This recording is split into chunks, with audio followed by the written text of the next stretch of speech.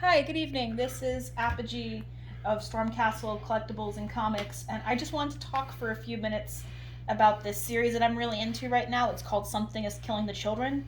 Now, I'm pretty sure most people who read independent comics have heard about it by now. It's only won multiple awards in 2020, but I just want to talk about the things that I like about it. So the story is kind of exactly what it sounds like. It's about this woman, Erica Slaughter.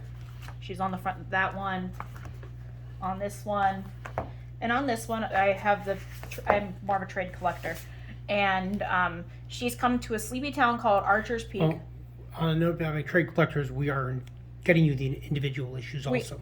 we are getting me the individual issues as well, yes.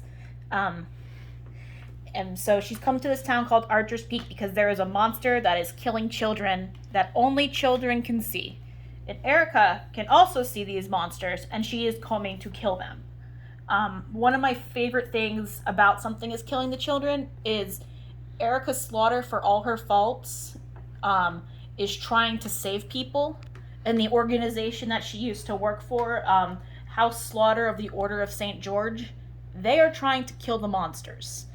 These two, and there are two morality wise separate things. Erica is, I'm not gonna lie to you, Erica is not a good person. She's done things, she's seen things, but that's what I really like about her, is that she is such a flawed character, but she is still trying to do the right thing by these children. So these first three trades go over the story of what's going on in Archer's Peak, and I think the fourth trade, which I haven't obtained yet, is going forward into this current second storyline, which is looking like it's following the first storyline of Sleepy Little Town.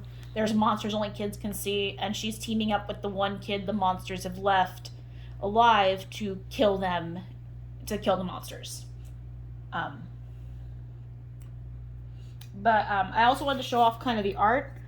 For people who are familiar, really quick, James Tynion, he's done a lot of Batman stuff. He's also done a lot of other things, so the writing is really, really good, I promise. But does each trade kind of do one story arc and then do the next story arc? No. Okay.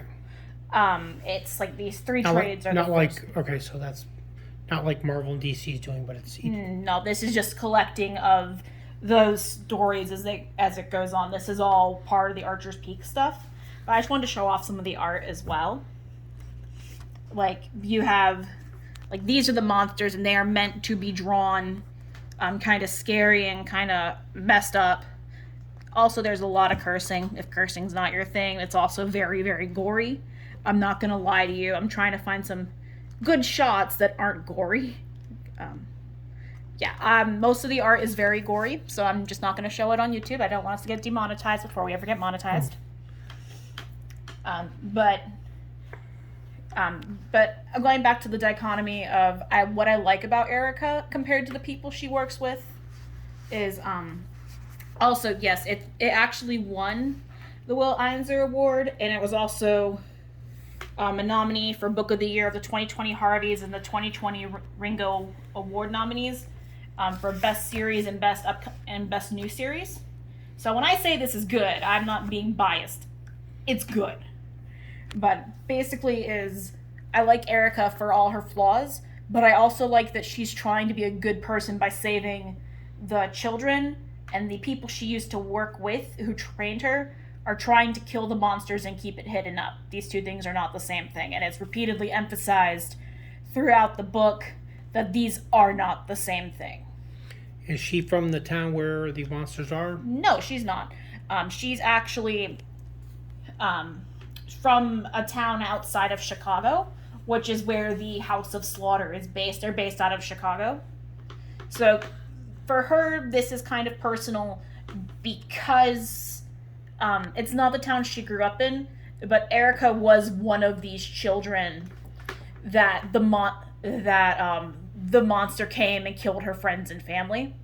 So for Erica, this is always going to be something personal compared to most of the other members of the House of Slaughter who were selected to do this rather than actually experiencing it for themselves, which I think also kind of sets her apart in that aspect. Like you can see on the cover here that it's not just because she's the main character she's looking like that.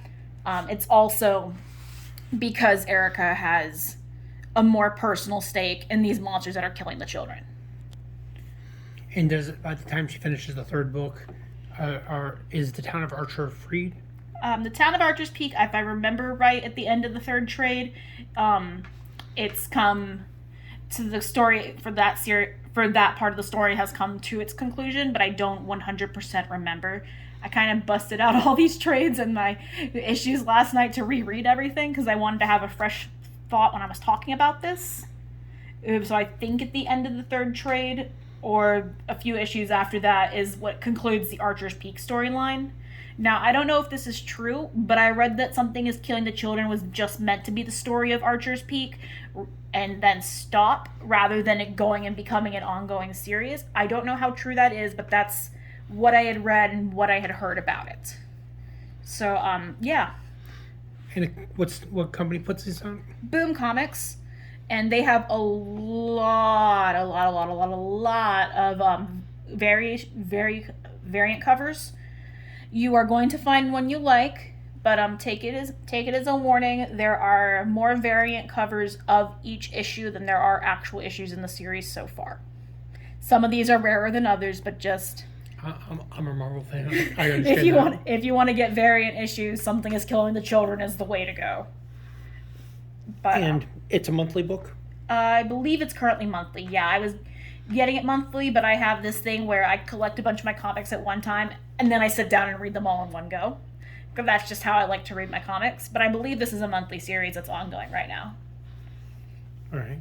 And you really enjoy it, and you highly recommend it? Oh, yes. Definitely. But, again, this is a very gory series. If you're not into horror, if you're not into gore, I would not read this. Okay.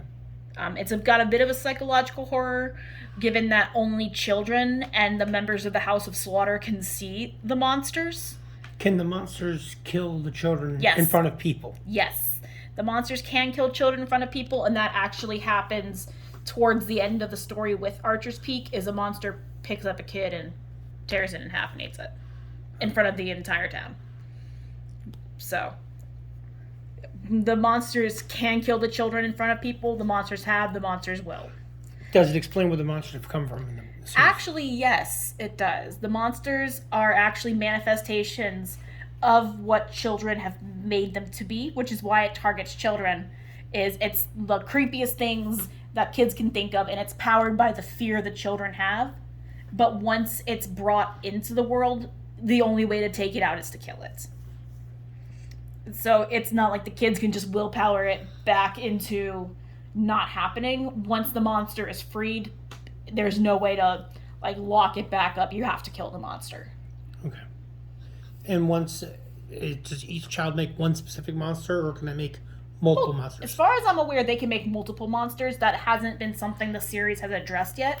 Usually because once the monster is freed, it typically kills and eats the victims that it makes. Okay.